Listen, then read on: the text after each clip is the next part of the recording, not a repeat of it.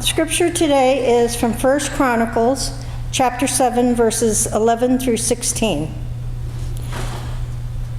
Let's see.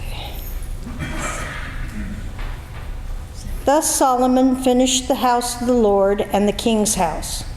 All that Solomon had planned to do in the house of the Lord and in his own house, he successfully accomplished. Then the Lord appeared to Solomon in the night and said to him, I have heard your prayer, and I have chosen this place for myself as a house of sacrifice. When I shut up the heavens so that there is no rain, or command the locusts to devour the land, or send pestilence among my people, if my people who are called by my name humble themselves and pray and seek my face and turn from their wicked ways, then I will hear from heaven and will forgive their sin and heal their land. Now my eyes will be open and my ears attentive to the prayer that is made in this place. For now I have chosen and I have consecrated this house, that my name may be here forever. My eyes and my heart will be there for all time.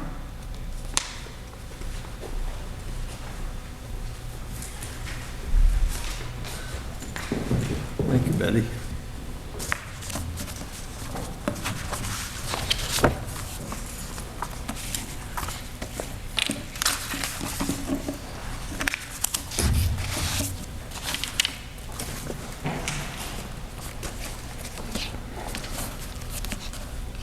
Well, we've come together today to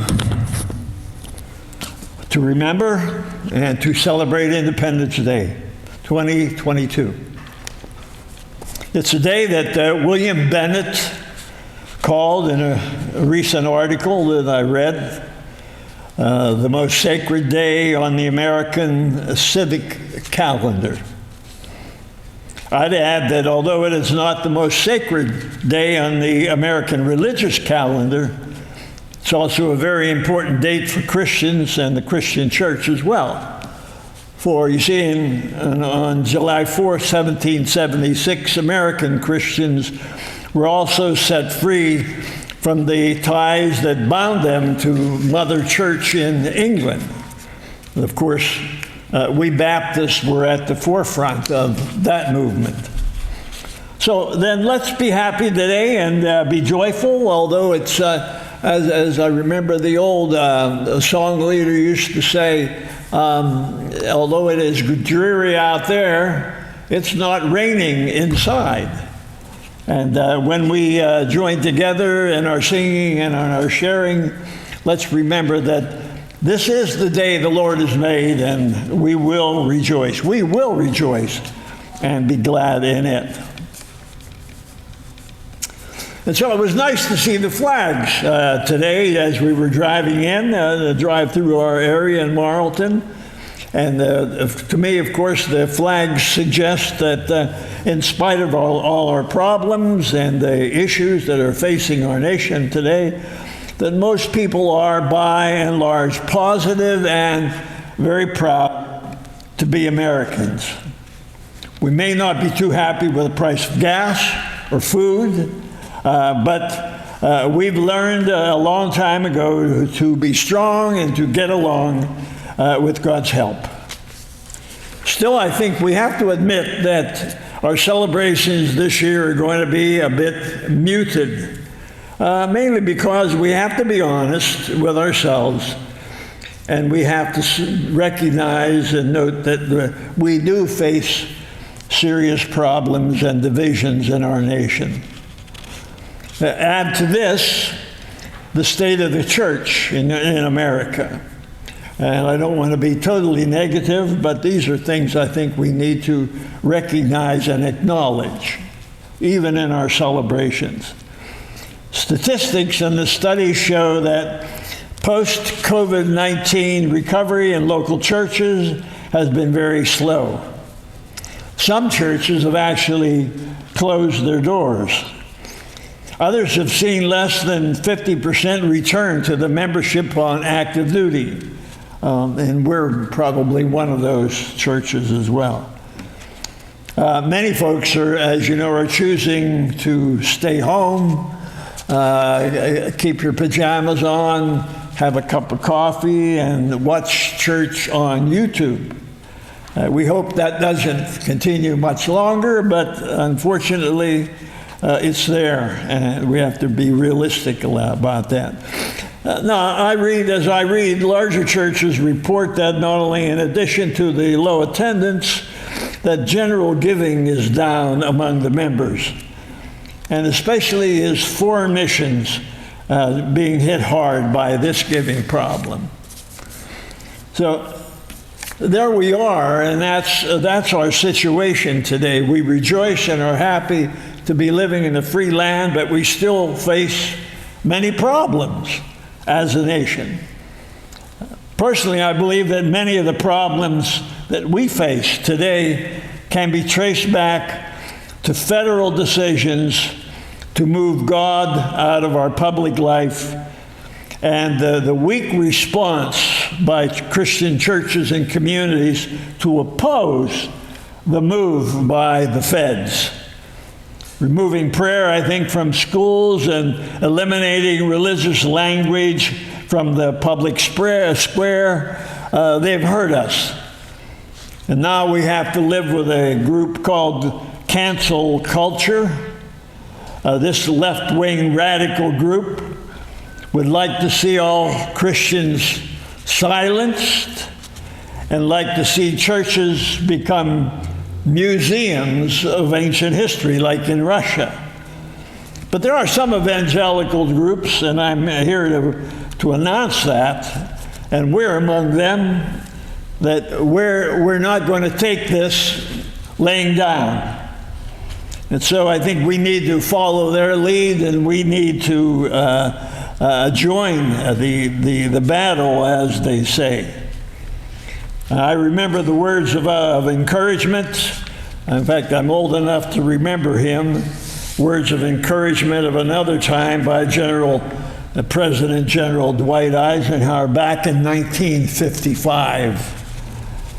It was the year after I graduated high school, so you can start figuring now how tough it is for me to even be standing here in the pulpit. But anyway, Ike said this in a statement as president: without God, there could be no American form of government, nor an American way of life. Recognition of the Supreme Being is the first, the most basic expression of Americanism. Thus, the Founding Fathers saw it, and thus, with God's help, it will continue to be. Words from Dwight Eisenhower, President. Just a bit of an aside, and this is not in my notes, but I'd really like to hear that kind of a statement, too, from our present president.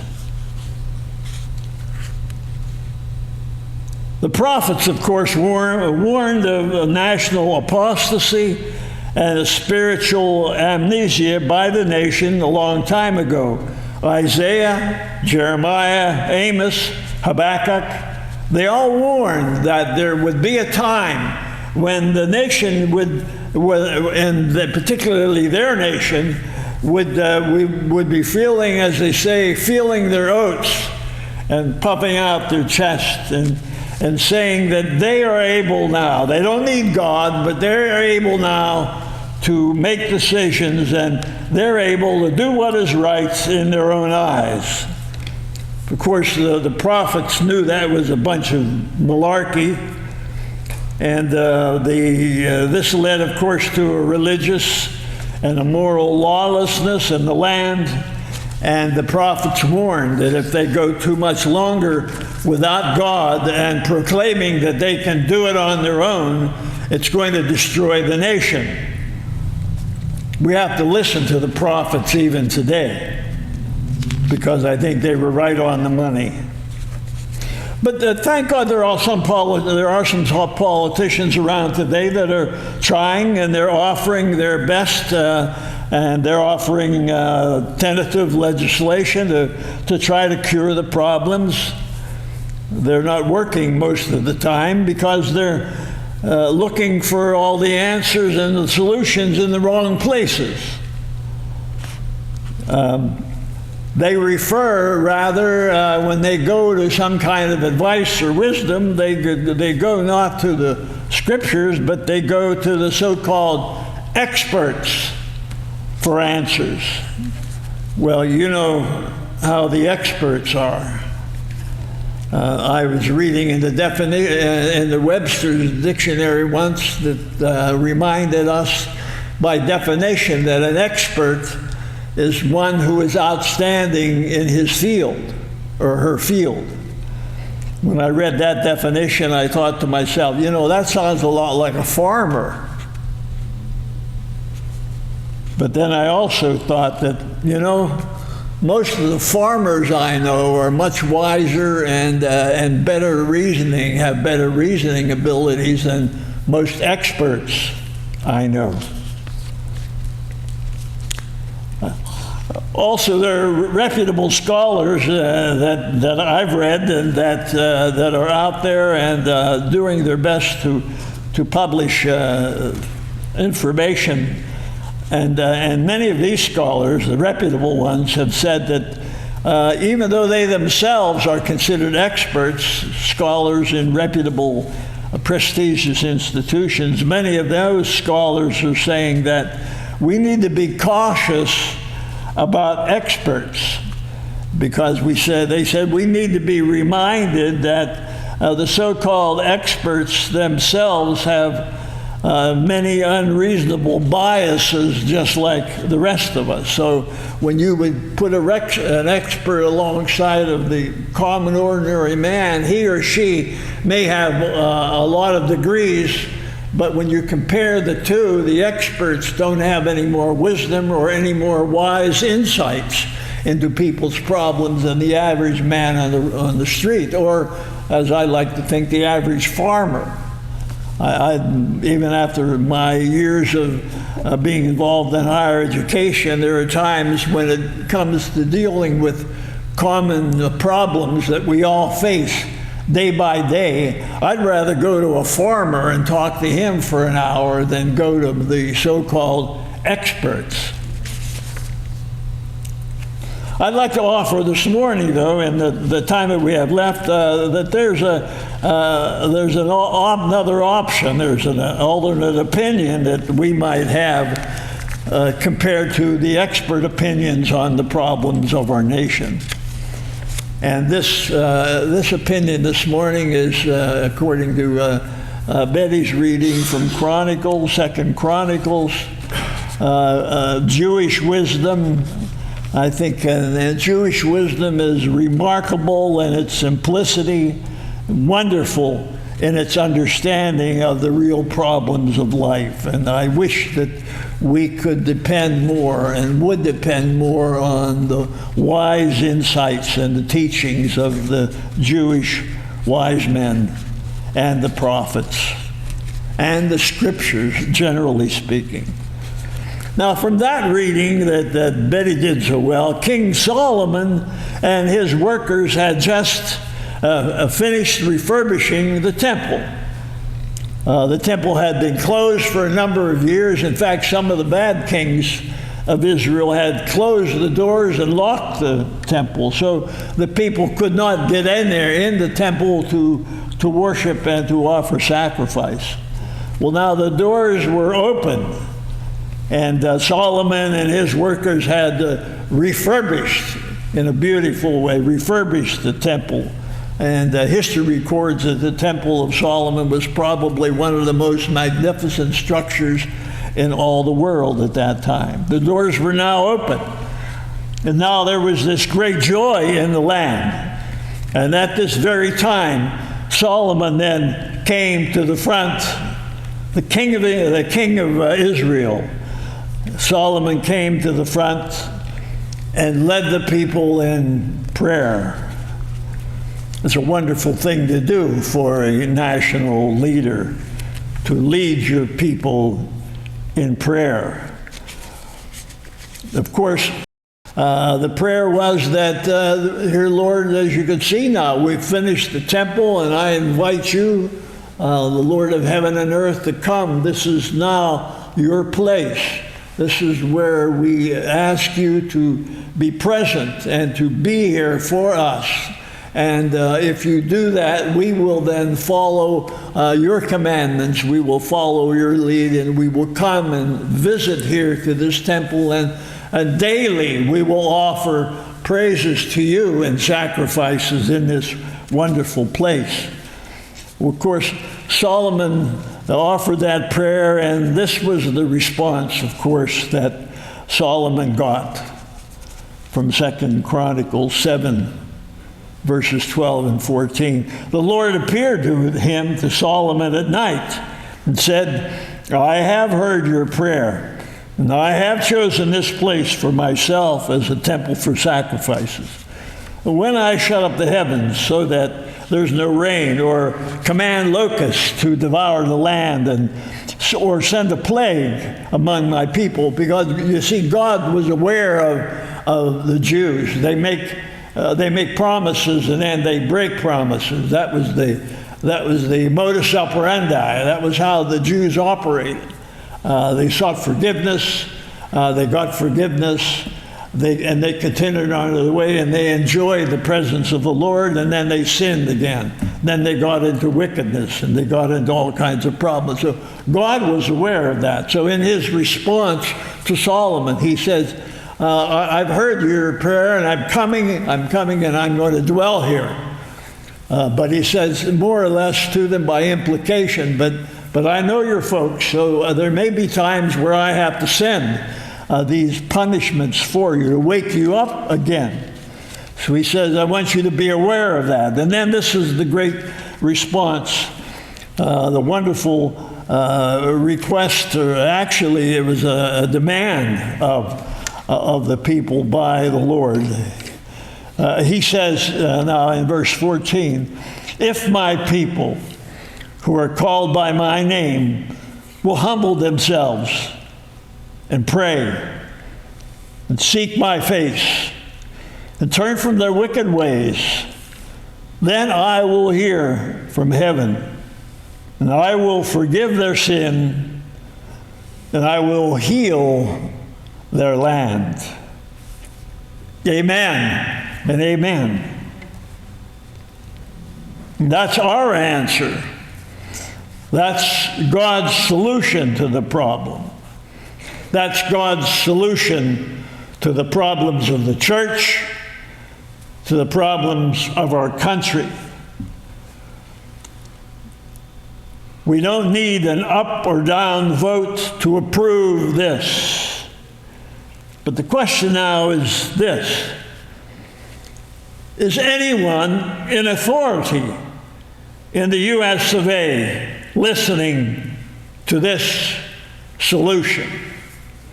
Is anyone in the church listening to this solution? This is God's strategy for dealing with problems.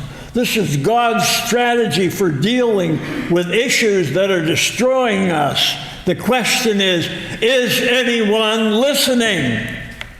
Is anyone listening?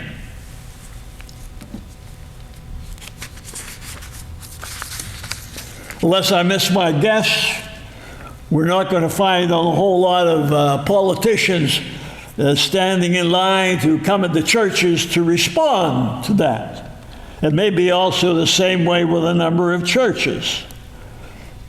But today, I think the focus is on us here, particularly here in Berlin and in our local communities. The churches of Jesus Christ, we need to take this passage from Chronicles seriously.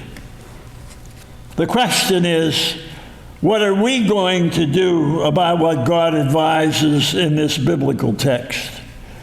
Are we going to take the lead in this personally ourselves here in Berlin?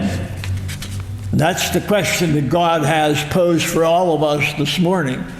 Although small we are in number, large we are in spirit, and remembering where two or three are gathered together in thy name, there I am in the midst of them. God is here with us, and he is raising this same question personally. He's raised this question for me as well. Bob Muse, my name was on that, and I realized that. Let me share with you in closing a real-life story that I came across recently, written by Pastor Chuck Swindoll from a church in California. What I'm going to share with you actually happened about 54 years ago. It was in 1968 on an airplane headed for New York. A routine and normally very boring flight, but this time it proved to be otherwise. As they were on their descent pattern, the pilot realized that the landing gear was not engaging. He messed around with the controls, trying again and again to get the gear to lock into place, but without success. He then asked the ground control for instruction. As the plane circled the landing field, the emergency crew created the runway with foam, and the fire trucks were sent out in emergency and ready into position. Meanwhile, the passengers were told of each maneuver that was going on in that calm, unemotional voice that pilots do so well. Those of us who fly, we know the voice of that pilot, very reassuring, very quiet, very deep, very controlled.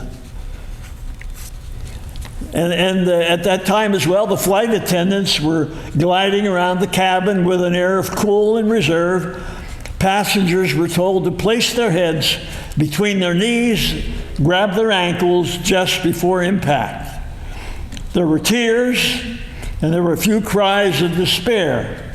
It was one of those, I can't believe this is happening to me moments. Then, with the landing only minutes away, the pilot suddenly announced over the intercom, "We are beginning our final descent.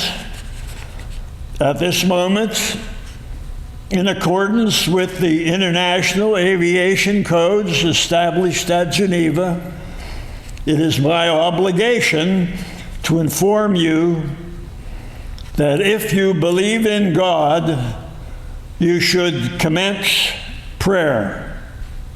Scott's honor. That's exactly what the pilot said. I'm happy to report that the belly landing occurred without hitch. No one was injured, and aside from some rather extensive damage to the plane, the airline hardly remembered the incident.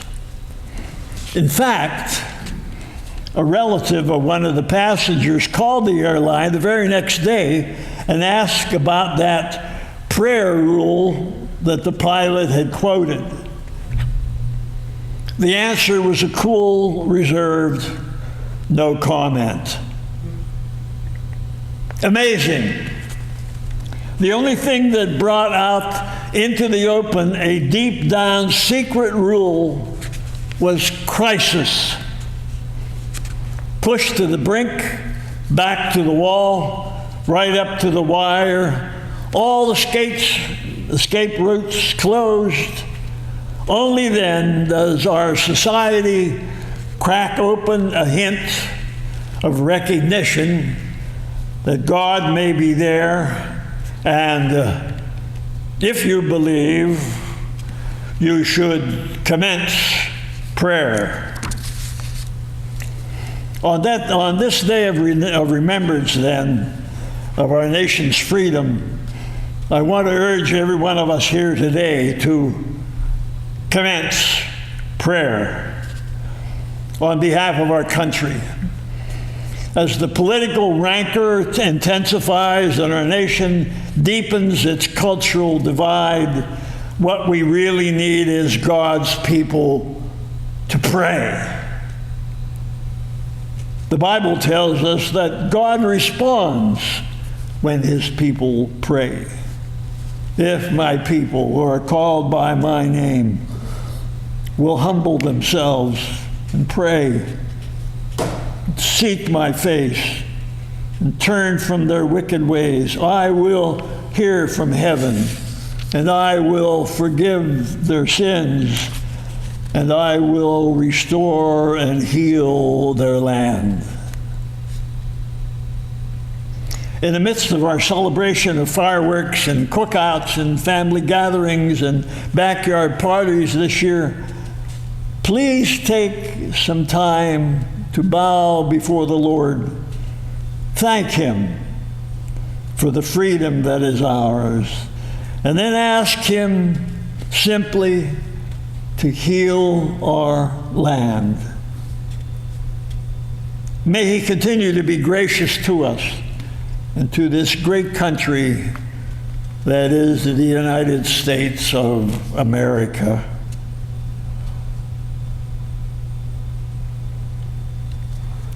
Before we sing our last hymn, I'm going to draw your attention to the two flags that are in the sanctuary: the Christian flag and the national flag, Old Glory.